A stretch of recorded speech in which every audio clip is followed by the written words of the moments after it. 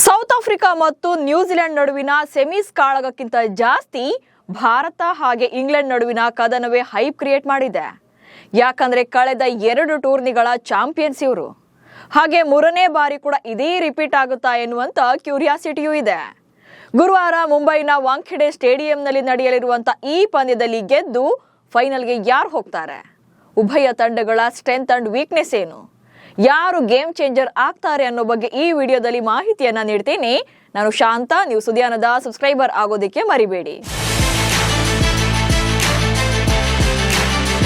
T20 ವಿಶ್ವಕಪ್ನ knockout ಸುತ್ತಿಗೆ count down start ಆಯಿತು.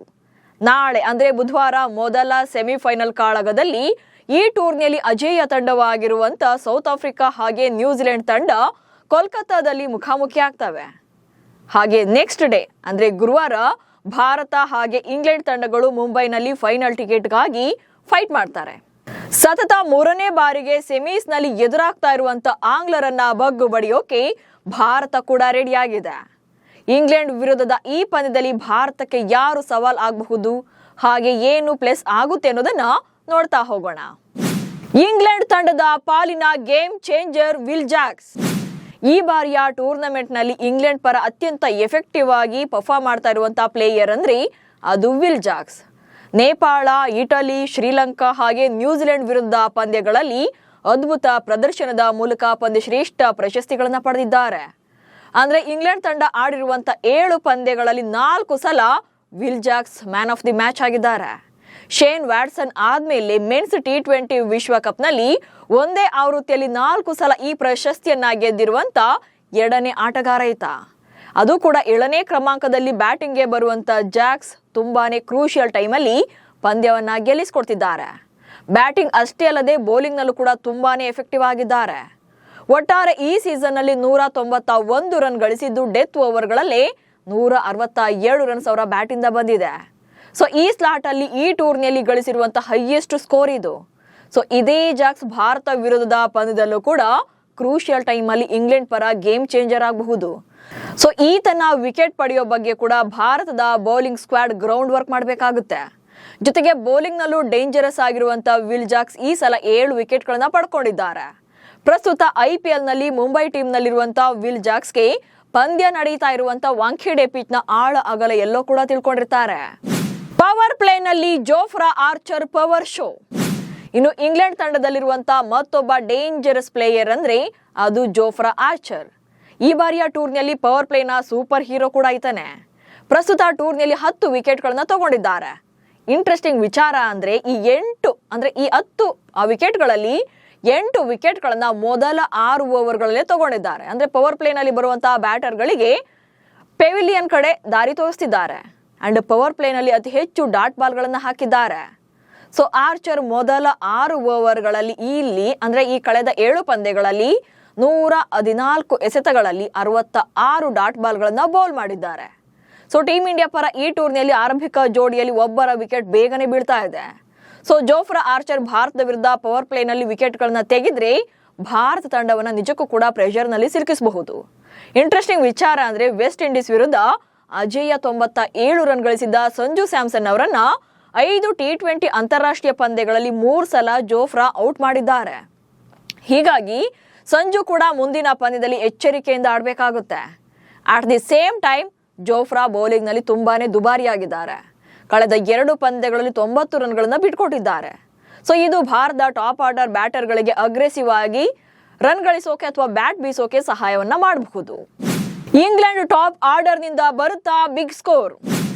S, ಈ ಟೂರ್ನಿಯಲ್ಲಿ ಇಂಗ್ಲೆಂಡ್ ತಂಡಕ್ಕೆ ಇರುವಂತ ಮೇನ್ ವೀಕ್ನೆಸ್ ಅಂದ್ರೆ ಇದೆ. ಟಾಪ್ ಆರ್ಡರ್ ಬ್ಯಾಟಿಂಗ್ ಕಂಪ್ಲೀಟ್ ಆಗಿ ಅವರದ್ದು ಕೊಲಾಪ್ಸ್ ಆಗಿದೆ. ಫಿಲ್ ಸಾಲ್ಟ್ ಹಾಗೆ ಜೋಸ್ ಬಟ್ಲರ್ ಇನ್ನಿಂಗ್ಸ್ ಅನ್ನ ಆರಂಭ ಮಾಡಿದ್ರು ಕೂಡ ಇಬ್ಬರ ಪಾರ್ಟ್ನರ್ಶಿಪ್ ಜಸ್ಟ್ 12ರ ಅವರೇಜ್ ನಲ್ಲಿದೆ. ಸೊ ಟೂರ್ನಿಗೂ ಮುನ್ನ ICC ರ್ಯಾಂಕಿಂಗ್ ನಲ್ಲಿ ಸಾಲ್ಟ್ 2ನೇ ಸ್ಥಾನದಲ್ಲಿದ್ರೆ ಜೋಸ್ ಬಟ್ಲರ್ 4ನೇ ಸ್ಥಾನದಲ್ಲಿದ್ರು. ಆದ್ರೆ ಈ ಟೂರ್ನಿಯಲ್ಲಿ ಅಂದುಕೊಂಡಂತೆ ಪರ್ಫಾರ್ಮ್ ಮಾಡಿಲ್ಲ. ಅದರಲ್ಲೂ ಫಿಲ್ ಸಾಲ್ಟ್ ಪವರ್ ಹಿಟ್ ಅಂತಾನೆ ಸದ್ದು ಮಾಡಿದವರು, ಅಂದ್ರೆ ಪವರ್ ಹಿಟ್ಟರ್ ಅಗ್ರೆಸಿವ್ ಆಗಿ ಆಡ್ತಾರೆ ಅಂತ. ಇಂಗ್ಲೆಂಡ್ ಪರ ಪ್ರತಿ 14 T20 ಪಂದ್ಯಗಳಲ್ಲಿ ಮಿನಿಮಮ್ 1 ಶತಕವನ್ನ ಅವರು ಗಳಿಸ್ತಾರೆ. ಆದ್ರೆ ಈಗ 13 ಪಂದ್ಯಗಳಾಗಿದೆ, 1 ಕೂಡ ಶತಕ ಬಂದಿಲ್ಲ. ಜೊತೆಗೆ ಕಳೆದ 5 ಪಂದ್ಯಗಳಲ್ಲಿ ಸಿಂಗಲ್ ಡಿಜಿಟ್ಗೆ ವಿಕೆಟ್ ಒಪ್ಪಿಸಿದ್ದಾರೆ. ಆದ್ರೆ ಈಗ ಭಾರತ ವಿರುದ್ಧ ಸಿಡಿಯಲುಬಹುದೇನುವಂತ ಲೆಕ್ಕಾಚಾರ ಇದೆ. ಇನ್ನು ಜೋಸ್ ಬಟ್ಲರ್ ವಾಂಖೇಡೆಯಲ್ಲಿ IPL ನಲ್ಲಿ 2022ರಲ್ಲಿ ರಾಜಸ್ಥಾನ ರಾಯಲ್ಸ್ ಪರ ಡೆಲ್ಲಿ ಕ್ಯಾಪಿಟಲ್ಸ್ ವಿರುದ್ಧದ ಮ್ಯಾಚ್ ಅಲ್ಲಿ 65 ಬಾಲಲ್ಲಿ 116 ರನ್ಗಳನ್ನ ಸ್ಕೋರ್ ಮಾಡಿದ್ರು. ಸೊ ಈ ಸಲ ಮತ್ತೊಂದು ಬಿಗ್ ಹಿಟ್ ನ ಲೆಕ್ಕಾಚಾರದಲ್ಲೇ ಕಣಕ್ಕಿಳಿತಾರೆ. ಸೊ ಇಲ್ಲಿ ಸಾಲ್ಟ್ ಮತ್ತು ಬಟ್ಲರ್ ಕ್ಲಿಕ್ ಆದ್ರು ಅಂದ್ರೆ ಇಂಗ್ಲೆಂಡ್ ತಂಡಕ್ಕೆ ಖಂಡಿತವಾಗೂ ಕೂಡ ಪ್ಲಸ್ ಆಗುತ್ತೆ. ಹೀಗಾಗಿ ಭಾರತ ಆದಷ್ಟು ಬೇಗ ಇವರಿಬ್ಬರನ್ನ ಔಟ್ ಮಾಡಿದ್ರೆ ಪ್ರೆಷರ್ ನಲ್ಲಿ ಇಡಬಹುದು. ಸೊ ಇದು ಆಂಗ್ಲರ ಪ್ಲಸ್ ಆದ್ರೆ ಮೈನಸ್ ಏನು ಅನ್ನೋದನ್ನು ಕೂಡ ನೋಡ್ತಾ ಹೋಗೋಣ. ವಿಶ್ವಕಪ್ ಟೂರ್ನಿಯಲ್ಲಿ ಓಪನರ್ ಜೋಡಿ ಕಂಪ್ಲೀಟ್ ಫ್ಲಾಪ್. ಭಾರತಕ್ಕೆ ಇರುವಂತ ಬಿಗ್ ಅಡ್ವಾಂಟೇಜ್ ಇದೆ ನೋಡಿ. ಇಂಗ್ಲೆಂಡ್ ಪರ ಟಾಪ್ 6 ಬ್ಯಾಟರ್ಗಳು ಕೇವಲ 21.9 ಸರಾಸರಿಯಲ್ಲಿ ರನ್ ಸ್ಕೋರ್ ಮಾಡಿದ್ದಾರೆ. ಇದು ಟೂರ್ನಮೆಂಟ್ ನಲ್ಲಿ ಕಳಪೆಯ ಅವರೇಜ್ ಆಗಿದೆ. ಸೊ ಇಂಗ್ಲೆಂಡ್ ಅನ್ನ ಬಿಟ್ರೆ ನಮೀಬಿಯಾ ಹಾಗೆ ಓಮನ್ ತಂಡಗಳು ಮಾತ್ರವೇ ಇದಕ್ಕಿಂತ ಕೆಟ್ಟದಾಗಿ ಪರ್ಫಾರ್ಮ್ ಮಾಡಿದ್ದಾರೆ. ಟಾಪ್ 6 ನಲ್ಲಿ ಒಬ್ರು ಪ್ರತಿ 16 ಬಾಲ್ಗಳಿಗೆ ಔಟ್ ಆಗ್ತಿದ್ದಾರೆ. ಹೀಗಾಗಿ ಅವರ ಬ್ಯಾಟಿಂಗ್ ಬಿಗ್ ಸ್ಕೋರ್ ಬರೋದು ಕಷ್ಟ ಆಗಿದೆ. ಪಾಕಿಸ್ತಾನ ವಿರುದ್ಧದ ಮ್ಯಾಚ್ ಅಲ್ಲಿ ಹ್ಯಾರಿ ಬ್ರೂಕ್ ಅವರ ಶತಕ ಹಾಗೆ ವಿಲ್ ಜಾಕ್ಸ್ ಅವರ ಪ್ರೈಸ್ಲೆಸ್ ರನ್ಗಳನ್ನ ಬಿಟ್ರೆ ಇಂಗ್ಲೆಂಡ್ ಪರ ಉಳಿದೆಲ್ಲ ಬ್ಯಾಟರ್ಗಳು ಕೂಡ ಸೈಲೆಂಟ್ ಆಗಿದ್ದಾರೆ. ಭಾರತ ಇದನ್ನ ಎನ್ಕ್ಯಾಶ್ ಮಾಡಿಕೊಳ್ಬಹುದು, ಹಾಗಾಗಿ ಬಿಗ್ ಸ್ಕೋರ್ ಬರದಂತೆ ತಡೆಯಬಹುದು. ಭಾರತದಲ್ಲಿ 5 ಲೆಫ್ಟ್ ಹ್ಯಾಂಡರ್ಸ್ ಇರೋದು ಪ್ಲಸ್. ಇನ್ನು ಟೀಮ್ ಇಂಡಿಯಾ 8ನೇ ಸ್ಲಾಟ್ ವರೆಗೂ ಕೂಡ ಬ್ಯಾಟಿಂಗ್ ಡೆಪ್ತ್ ಅನ್ನ ಇಟ್ಕೊಂಡಿದೆ. ಅಂಡ್ 8 ಬ್ಯಾಟರ್ಗಳಲ್ಲಿ 5 ಎಡಗೈ ಬ್ಯಾಟರ್ಸ್ ಇದ್ದಾರೆ. ಸೊ ಇಂಗ್ಲೆಂಡ್ ನ ಮೇನ್ ಸ್ಪಿನ್ನರ್ ಗಳಾಗಿರುವಂತ ಆದಿಲ್ ರಶೀದ್ ಹಾಗೆ ಲಿಯಾಮ್ ಡಾಸನ್ ವಿರುದ್ಧ ಆಡಿಸಬಹುದು. ಅಭಿಷೇಕ್ ಶರ್ಮಾ ಅವರಂತ ಆಟಗಾರರು ಸ್ಪಿನ್ ವಿರುದ್ಧ ಕೂಡ ವೇಗವಾಗಿ ರನ್ಗಳನ್ನ ಕಲೆ ಹಾಕ್ತಾರೆ. ಸೊ ಇದು ಭಾರತಕ್ಕೆ ಅಡ್ವಾಂಟೇಜ್ ಆಗಬಹುದು. ಡೆತ್ ಓವರ್ಗಳಲ್ಲಿ ಇಂಗ್ಲೆಂಡ್ಗಿಂತ ಭಾರತ ಬೆಟರ್. ಇನ್ನು T20 ಫಾರ್ಮೆಟ್ ನಲ್ಲಿ ಭಾರತ ಬಲಿಷ್ಠ ತಂಡ ಅನ್ನೋದ್ರಲ್ಲಿ ಡೌಟೇ ಇಲ್ಲ. 2024ರ T20 ವಿಶ್ವಕಪ್ ನಂತರ ಹಾಗೆ ಈ ಟೂರ್ನಮೆಂಟ್ ಆರಂಭಕ್ಕೂ ಮುನ್ನ ಆ ನಡುವಿನ ಪೀರಿಯಡ್ ಏನಿದೆ ಅದರಲ್ಲಿ 41 ಪಂದ್ಯಗಳಲ್ಲಿ 33ರಲ್ಲಿ ಗೆದ್ದಿದ್ದಾರೆ. ಜೊತೆಗೆ ಜಿಂಬಾಬ್ವೆ ವಿರುದ್ಧ 256 ರನ್ಸ್ ಬಂದಿದೆ. ಸೊ ಆ ಮ್ಯಾಚ್ ಅಲ್ಲಿ ಕೊನೆಯ 4 ಓವರ್ಗಳಲ್ಲಿ 69 ರನ್ಗಳನ್ನ ಸ್ಕೋರ್ ಮಾಡಿದ್ರು. ಸೊ ಭಾರತ ಡೆತ್ ಓವರ್ ನಲ್ಲಿ ಮೋಸ್ಟ್ ಡೇಂಜರಸ್ ಆಗಿದೆ. ಇನ್ನಿಂಗ್ಸ್ ನ ಕೊನೆಯಲ್ಲಿ ಇಂಗ್ಲೆಂಡ್ಗಿಂತ ಹೆಚ್ಚು ಬೌಂಡ್ರಿಗಳನ್ನ ಹೊಡೆದಿದ್ದಾರೆ. 2017ರಿಂದ ಭಾರತ ವಾಂಖೇಡೆಯಲ್ಲಿ T20 ಮ್ಯಾಚ್ ಸೋತೇ ಇಲ್ಲ. ಬಟ್ ಇಂಗ್ಲೆಂಡ್ ತಂಡ ಈ ಮೈದಾನದಲ್ಲಿ ಸಾಕಷ್ಟು ಪಂದ್ಯಗಳನ್ನ ಸೋತಿದ್ದಾರೆ. ಹೀಗಾಗಿ ಇಂಗ್ಲೆಂಡ್ಗೆ ಮತ್ತೆ ಅದೇ ಮೈದಾನ ಕಂಟಕ ಆದ್ರೂ ಕೂಡ ಆಗಬಹುದು. ಬ್ರಿಟಿಷರ ಸೊಕ್ಕಡಗಿಸಲು ಬೂಮ್ರಾಸ್ತ್ರವೇ ಅತಿ ದೊಡ್ಡ ಶಸ್ತ್ರ. ಇನ್ನು ಈ ಪಂದ್ಯಕ್ಕೆ ಭಾರತಕ್ಕೆ ಇರುವಂತಹ ಅತಿ ದೊಡ್ಡ ಅಸ್ತ್ರ ಅಂದ್ರೆ ಅದು ಬೂಮ್ರಾಸ್ತ್ರ. ಸೂಪರ್ 8 ಪಂದ್ಯಗಳಲ್ಲಿ ಅತ್ಯಂತ ಕಡಿಮೆ ಎಕಾನಮಿಯ ಬೌಲರ್ ಆಗಿದ್ದಾರೆ. ಜೊತೆಗೆ ಪಂದ್ಯಾವಳಿಯಲ್ಲಿ ಕೇವಲ 3 ಸಿಕ್ಸರ್ಗಳನ್ನ ಮಾತ್ರ ಕೊಟ್ಟಿದ್ದಾರೆ. ಭಾರತ ಪಂದ್ಯವನ್ನ ಕಂಟ್ರೋಲ್ಗೆ ತಗೊಳ್ಬೇಕು ಅಂದ್ರೆ ಬೂಮ್ರಾ ಸ್ಪೆಲ್ ತುಂಬಾನೇ ಇಂಪಾರ್ಟೆಂಟ್ ಆಗುತ್ತೆ. ಇನ್ನು ಇಂಗ್ಲೆಂಡ್ ವಿರುದ್ಧ 5 T20 ಪಂದ್ಯಗಳನ್ನಾಡಿರುವಂತಹ ಬೂಮ್ರಾ 9.11 ಸರಾಸರಿಯಲ್ಲಿ 9 ವಿಕೆಟ್ಗಳನ್ನ ತಗೊಂಡಿದ್ದಾರೆ. ಅಂಡ್ ಒಂದು ಮ್ಯಾಚ್ ಅಲ್ಲಷ್ಟೇ ಅವರ ಬೌಲಿಂಗ್ ನಲ್ಲಿ ವಿಕೆಟ್ ಬಂದಿಲ್ಲ. ಅದು ಕೂಡ 5.34 ಎಕಾನಮಿಯಲ್ಲಿ ರನ್ಗಳನ್ನ ಕೊಟ್ಟಿದ್ದಾರೆ. ಜೊತೆಗೆ ಒಂದು ಮ್ಯಾಚ್ ಅಲ್ಲಿ 3 ವಿಕೆಟ್ಸ್ ಕೂಡ ಇದೆ. ಇನ್ನು T20 ವಿಶ್ವಕಪ್ ಅಂತ ಬಂದಾಗ ಇಂಗ್ಲೆಂಡ್ ವಿರುದ್ಧ ಬೂಮ್ರಾ ಒಂದು ಮ್ಯಾಚ್ ಅಷ್ಟೇ ಆಡಿದ್ದಾರೆ. ಅದು ಲಾಸ್ಟ್ ಸೀಸನ್ ಸೆಮಿಫೈನಲ್ ಅಂದ್ರೆ 2024ರ ಸೆಮಿಫೈನಲ್ ಮ್ಯಾಚ್ ಅಲ್ಲಿ ಭಾರತ ಅವತ್ತಿನ ಪಂದ್ಯದಲ್ಲಿ ಫಸ್ಟ್ ಬ್ಯಾಟಿಂಗ್ ಅನ್ನ ಮಾಡುತ್ತೆ. ಹಾಗೆ 172 ರನ್ಗಳ ಟಾರ್ಗೆಟ್ ಅನ್ನ ನೀಡಿತ್ತು. ಈ ಮ್ಯಾಚ್ ಅಲ್ಲಿ ಬೂಮ್ರಾ 2.4 ಓವರ್ಗಳಲ್ಲಿ 12 ರನ್ಗಳನ್ನ ನೀಡಿ 2 ವಿಕೆಟ್ ಅನ್ನ ಬೇಟೆಯಾಡಿದ್ರು. ಫಿಲ್ ಸಾಲ್ಟ್ ಹಾಗೆ ಜೋಫ್ರಾ ಆರ್ಚರ್ ವಿಕೆಟ್ ಅನ್ನ ತೆಗೆದಿದ್ರು. ಇನ್ನು ಬೂಮ್ರಾ ಒಟ್ಟಾರೆಯಾಗಿ 93 T20ಗಳಲ್ಲಿ 18.44 ಸರಾಸರಿಯಲ್ಲಿ 116 ವಿಕೆಟ್ಗಳನ್ನ ಬೇಟೆಯಾಡಿದ್ದಾರೆ. ಅವರ ಎಕಾನಮಿ ದರ 6.53 ಇದೆ. ಸೊ ಇದು ಅದ್ಭುತವಾದಂತ ಸ್ಟಾಟ್ಸ್ ಇದು. ಪ್ರಸ್ತುತ T20 ವಿಶ್ವಕಪ್ನಲ್ಲಿ 6 ಪಂದ್ಯಗಳಿಂದ 9 ವಿಕೆಟ್ ಅನ್ನ ತಗೊಂಡಿದ್ದಾರೆ. So most importantly economy rate just 6.30 ಇದೆ. ಸೊ ಯಾವುದೇ ಬೌಲರ್ ಕೂಡ ಇಷ್ಟು ಕಡಿಮೆ ರನ್ಗಳನ್ನ ಈಗ ನೀಡ್ತಿಲ್ಲ.